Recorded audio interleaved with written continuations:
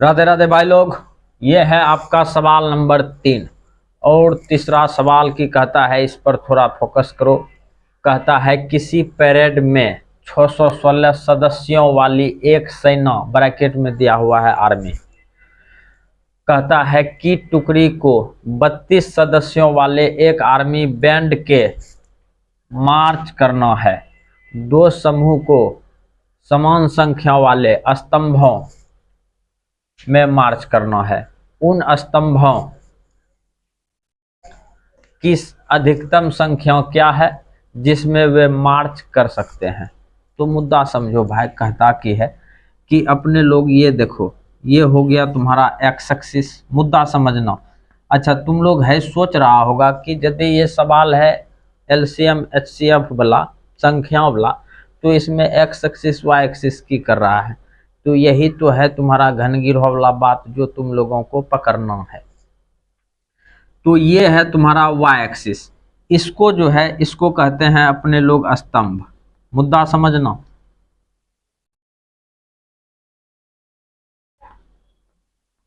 यही है तुम्हारा स्तंभ। और एक लाइन में स्पष्ट हो गया कि ये जो एक्सिस है एक्स एक्सिस, एक्स एक्सिस को कहते हैं स्तंभ और इसको कहते हैं अपने लोग पंक्ति। ध्यान से देखना, एक्स एक्सिस को कहते हैं स्तंभ, वाई एक्सिस को कहते हैं पंक्ति। तो अपने लोगों को कहता है कि इसमें जो है कितना सदस्य है, 616। 616 आर्मी की टुकड़ी को 32 सदस्यों में एक आर्मी बैंड के मार्च करना है। मतलब इसमें जो है अपने लोगों को पूछता है कि ये जो बनेगा लाइन आर्मी का लाइन जो बनेगा, ये बनेगा तुम्हारा 32 गो। तो स्पष्ट कहता है कि करना है दो समूहों को समान संख्या वाले स्तंभों में मार्च करना है। उन स्तंभों की अधिकतम संख्या क्या है। तो ये जो बनेगा तुम्हारा स्तंभ, ये जो लाइन से खड़ा होगा, आर्मी वाला जवान जो खड़ा होगा, सेना जो खड़ा होगा, कहता है इसका संख्या जो बनेगा स्तंभ का संख्या कितना होगा। तो एक लाइन में हम तुम लोगों को कहना चाहते हैं दोस्त कि ये जो है तुम्हारा 616 और ये जो है तुम्हारा 32 कहीं पर है, देख लो 32 32 यहाँ पे है, ये दूगो। दोनों चीज को पूरा पूरा ध्यान दो। अगर यदि है दोनों का एचसीएफ निकाल देता है तो अपने लोगों का काम बन जाएगा, जो बात है। तो यहाँ पे सॉल्व करते हैं श्रद्धा भक्ति से।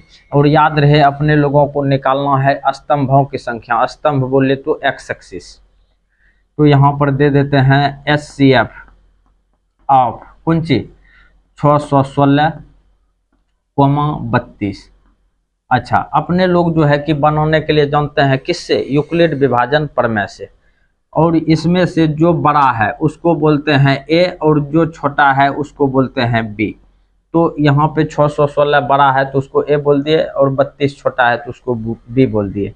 अब यहाँ पे लिखते हैं अपने लोग यूक्लिड विभाजन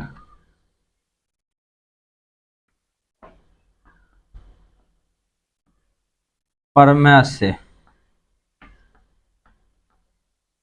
यूक्लिड विभाजन प्रमेय से।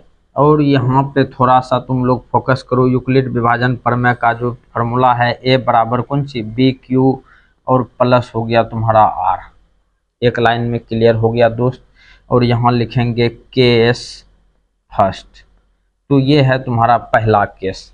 पहला केस की है, ए का मान है तुम्हारा कौन सी 616। 616 को सुबुक से लिख दो और बराबर दे दो। बी का मान है तुम्हारा 32। 32 लिख दिए। अब यहाँ Q और R का मान निकालना है। तो Q और R का मान कैसे निकालेगा, 616 में भगा देगा कौन चीज से, 32 से। अच्छा, दो बार में खिलाएगा तो 32 दूना 64 हो जाएगा, इसलिए एक बार में खिलाओ।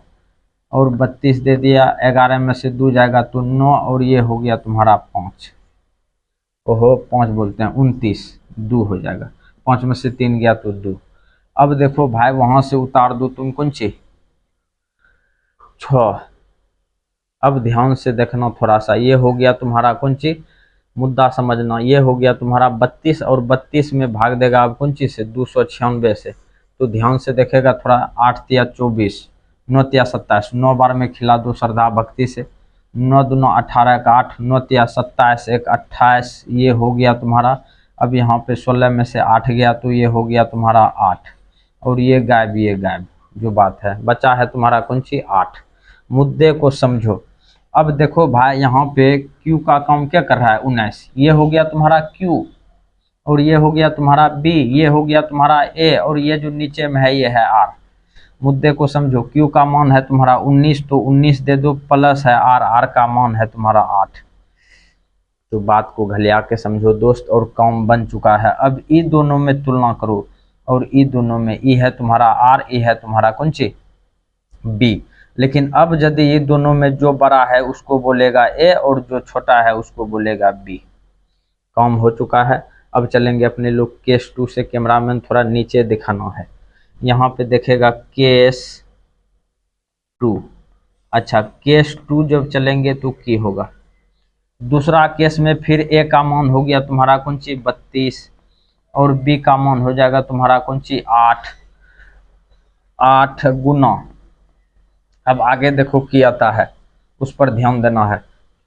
इसको हटा दिया जाए तो 32 में भाग देंगे 8 से, 32 भागा 8, 4 बार में खाएगा, ये कट के हो जाएगा तुम्हारा 0।